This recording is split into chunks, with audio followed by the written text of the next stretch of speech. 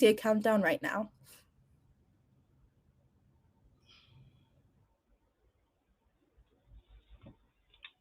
We're counting down. Okay.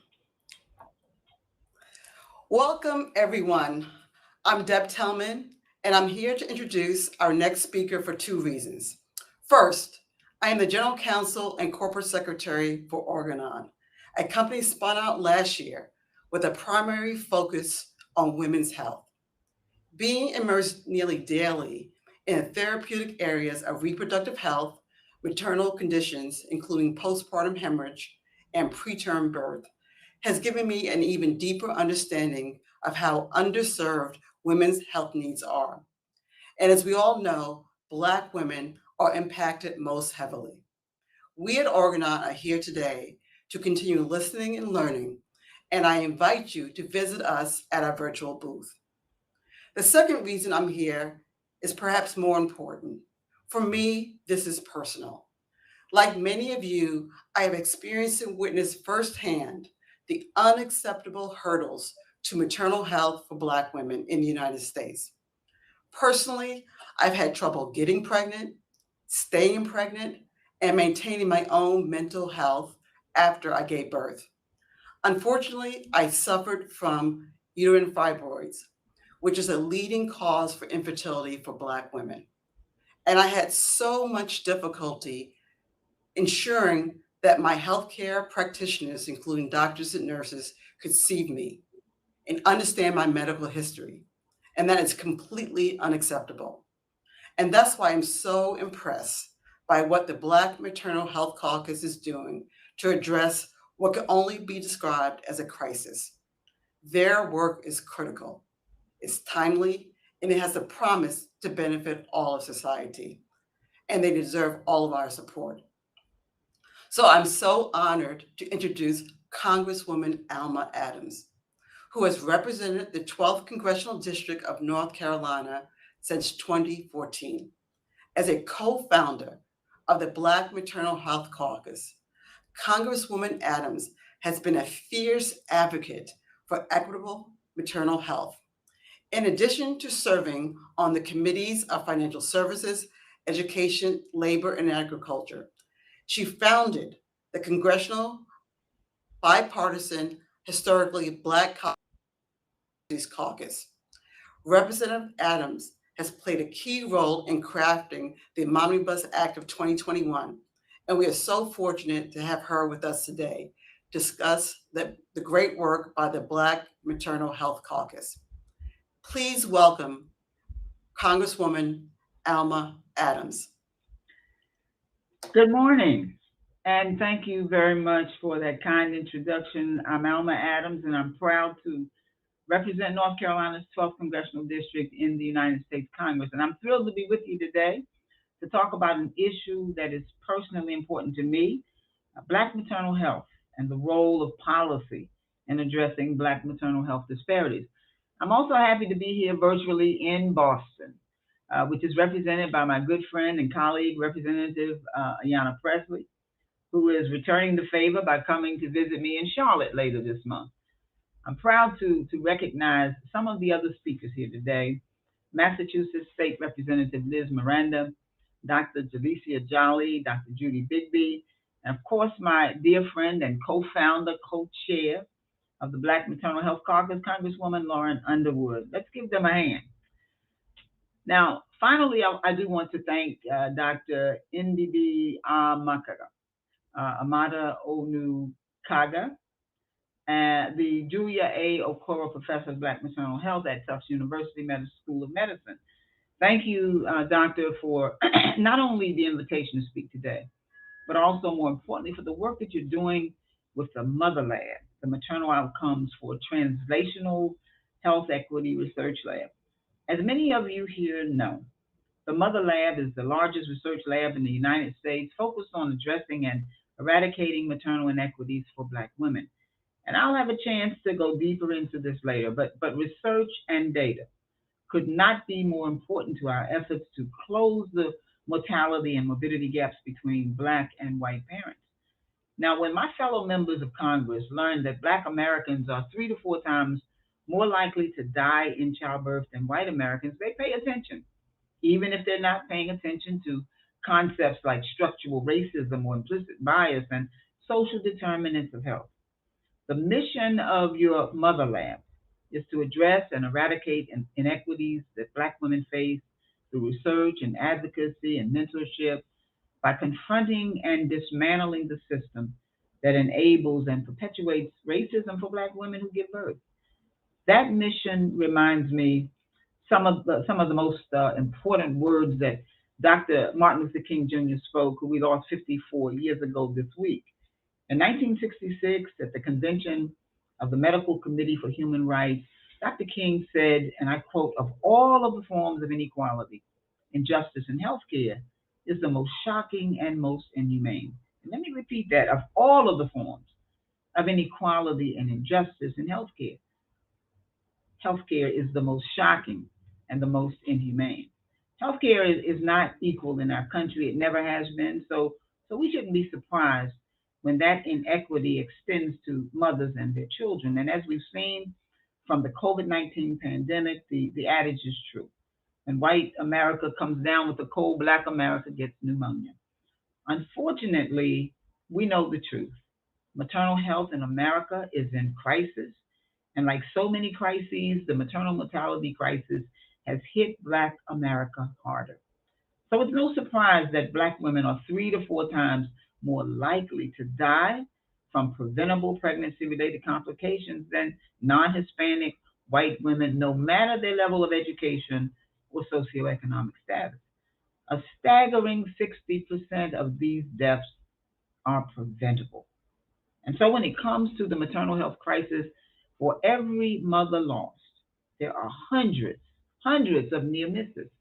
And annually, approximately 50,000 women experience severe pregnancy complications, which result in serious health consequences.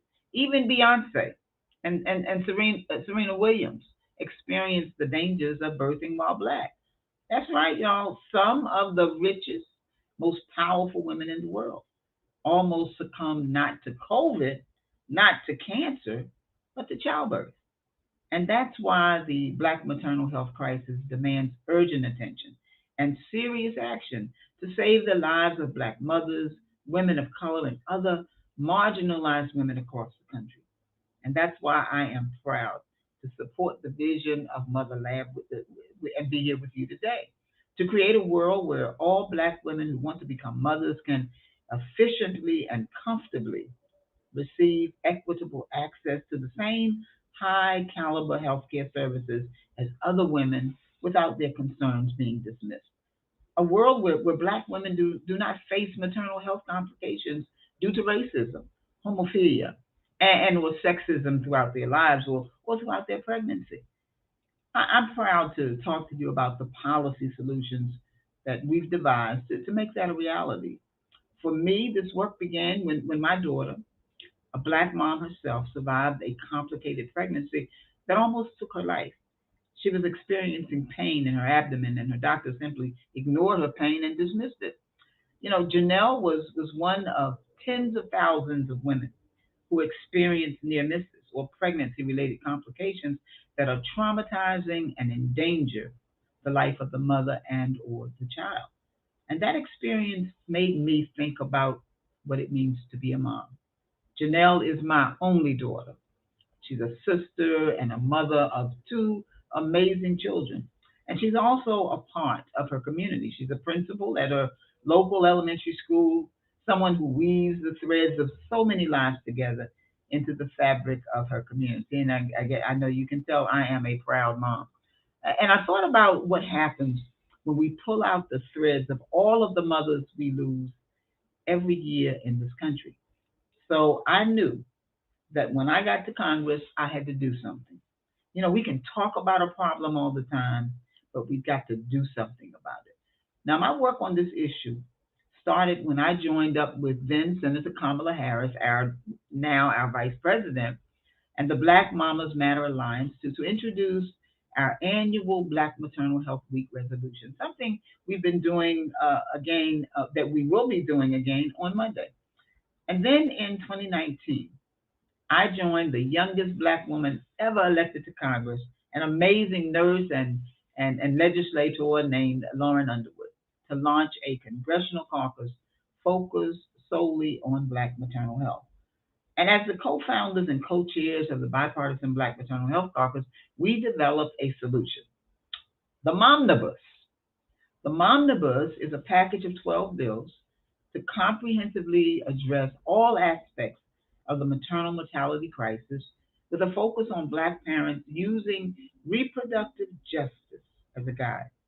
It is a bold, compassionate solution that unequivocally says that Black mothers matter. Then Senator Kamala Harris, Congresswoman Lauren Underwood, and I first introduced the Black Maternal Health Omnibus Act in March of 2020, 2 years ago last month, because our caucus and all of our co-sponsors wanted to make it clear to everyone that the state of maternal health in this country is a crisis and it needs solutions. So, with the support of a historic coalition of nearly 200 healthcare providers, Black mothers, policymakers, researchers, activists, and maternal health advocates, we crafted a collaborative, targeted, and timely set of policies to improve maternal health outcomes for Black, pregnant, and postpartum individuals, particularly during the COVID pandemic.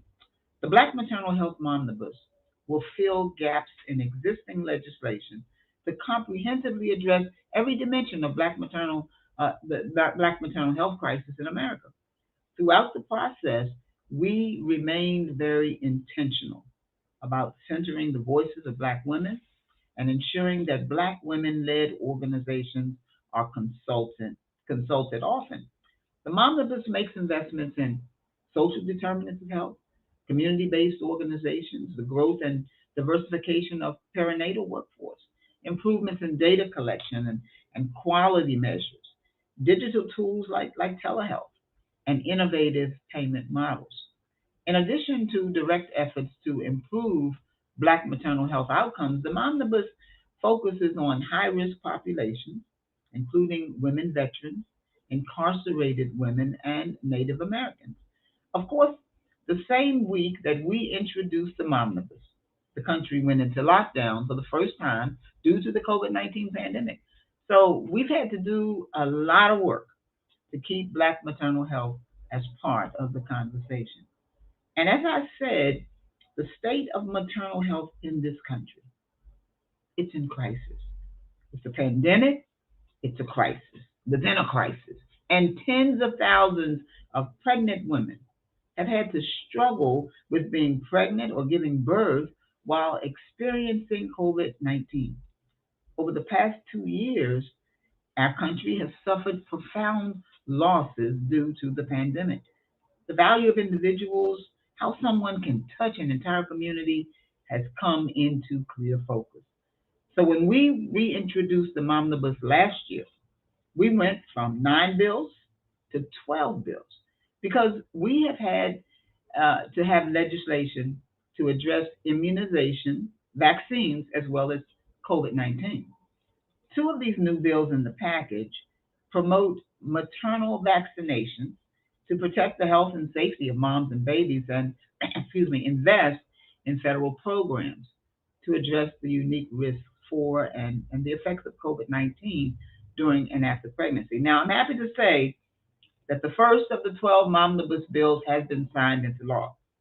I joined President Biden with the signing of the Protecting Moms Who Served Act last year, a bill that was led by Representative Underwood. Other bills in the package have passed the House or are in various stages of the legislative process. Most important is that the eligible provisions of the omnibus were included in the Build Back Better Act, which passed the House and is currently stalled in the Senate. In addition to postpartum Medicaid expansion, which I hope we'll talk about in terms of essential next steps, the omnibus provisions in Build Back Better invest in addressing social determinants of health that influence maternal health outcomes fund the community-based organizations working to improve maternal health outcomes, grow and diversify the perinatal workforce to improve maternity care, support moms with mental health conditions and substance abuse disorders, and invest in historically black colleges and universities to train culturally competent health professionals, and then finally to address the effects of COVID-19 and climate change on mothers. Well, that's a comprehensive approach to this crisis, something that we've never tried before. And this is important. It's vital. And this cannot wait because the moms whose lives we will save are important. So if you're looking for a way to get involved, call your senators. And I'm happy to say that Senator Merkley and Senator Warren have been strong supporters. And then call even more senators and tell them that the next reconciliation bill should have the omnibus in it. Additionally, let me talk about a couple of specific bills in the package. Climate change is the most important issue facing our planet, and that's why we added the Protecting Moms and Babies Against Climate Change to the Momnibus last year. That bill would establish a grant program to invest in community-based programs to mitigate exposure to extreme heat, air pollution, extreme weather disasters, and other environmental threats related to the climate crisis that pose health risks to pregnant and postpartum patients. The legislation would also provide funding to health profession schools to prepare our healthcare workforce to address climate change related risks for patients. In addition to climate change, social determinants of health disproportionately affect Black Americans, Indigenous Americans, and communities of color. And there are so many factors that can contribute to the disparities. But much of this is addressed in the Kira Johnson Act, my signature bill in the Momnibus. That's also a part of the Build Back Better Act. Kira Johnson is one of the many moms who we lost too soon. On April of 2016, she and her husband Charles arrived at the hospital for a routine C-section to deliver their little boy Langston. And after the procedure, Charles noticed blood in Kira's catheter, and he alerted doctors to it. And the doctors determined that her condition was not a priority. They waited more than 10 hours as she deteriorated, losing 3 liters of blood along the way, and she would eventually pass on early the next morning. And Langston was only 11 hours old. You know, this story hits close to home because it's so common in our community. So common, in fact, that it reminded me of my daughter's experience after she gave birth. She was in pain. Her doctors wouldn't listen. Overlooking the pain of Black women in healthcare results from implicit bias and racism, and higher amounts of implicit bias results in lower quality of care. Kira's husband, Charles, has been relentless and brave in telling her story, and that's why I was proud to name this bill after her. The Kira Johnson Act makes targeted investments in community-based organizations that are leading the charge to support moms.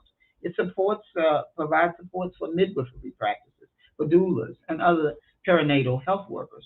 It includes funding to improve maternal mental health conditions, to address substance abuse disorders, and to support work to address the social determinants of mental health, of maternal health, key factors impacting well-being like economic and job stability, housing stability, climate, transportation access, access to education, food, security, community engagement, and social integration, discrimination and stress, and access to quality and affordable health care and the environment where pregnant people and mothers live and raise their children.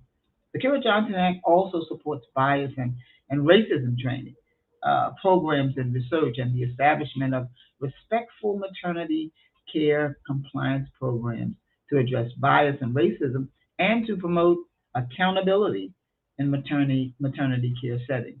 Specifically, it's important to me that we talk about bias in maternal care because I believe Kira's case, her care team needed this training.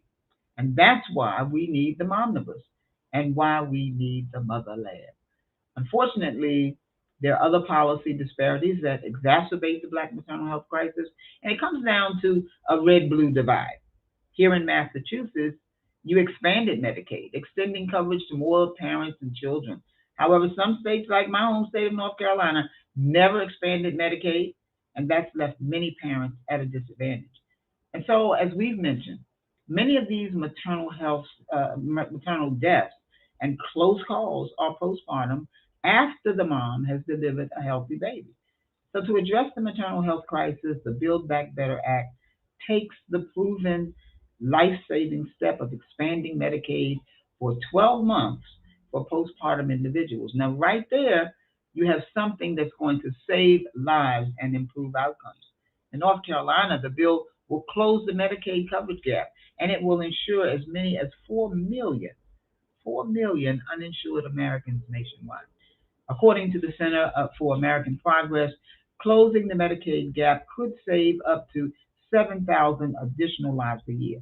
And not only that, closing the Medicaid gap addresses additional social determinants of health by reducing medical debt by $2 billion and preventing almost 50,000 evictions per year. It also provides a year of continuous eligibility to children enrolled in Medicaid and CHIP, and it expands access to behavioral health services. So, if it wasn't clear already, we have policy solutions to address this crisis. So, let me make this crystal clear. The Black maternal health crisis is preventable. It's preventable. And there's no excuse for inaction. We can save these lives.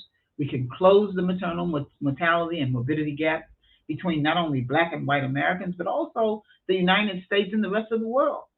We can and we must fight for a future where mothers and babies are given the tools that they need for good health. We need your help. Voice your support online. It doesn't matter what your political beliefs are either. You either have a mother, you are a mother, or you know women who are moms. So call your representatives and senators and tell them to support the Momnibus.